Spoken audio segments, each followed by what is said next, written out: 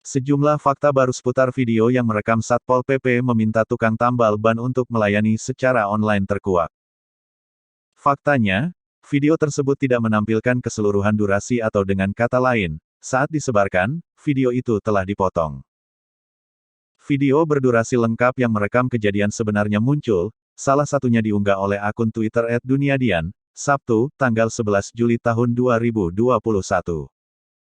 Dalam video tersebut tampak sejumlah Satpol PP tengah mengingatkan para pedagang kaki lima terkait PPKM darurat. Salah satu petugas mengimbau warung-warung yang berada di lokasi agar memberikan layanan secara online saja. Mulai hari ini sampai tanggal 20 tidak ada melayani, kecuali online, ujar petugas. Kemudian, salah seorang pria yang diduga menawarkan jasa tambal ban bertanya apakah usahanya juga harus dilakukan online. Lah tambal ban online Pak?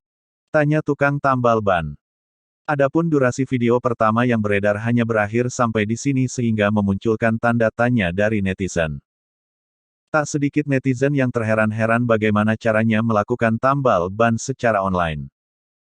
Padahal dalam video aslinya, terlihat si petugas Satpol PP memberikan jawaban atas pertanyaan tersebut.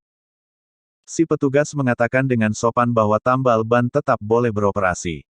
Tambal ban monggo, silakan, kata petugas Satpol PP. Selain itu, petugas Satpol PP lainnya yang juga ikut bertugas melakukan razia mengingatkan tukang tambal ban untuk menggunakan masker. Pakai masker ya Pak, iya, ujarnya. Mulai hari ini sampai tanggal 20, tidak ada melayani kecuali online. Ya, tambal ban online, Pak. Ya, tambal ban monggo. Sing aku tambal ban kok. Nggih. Pak, pakai masker iki, Pak, nggih. Siap, nggih.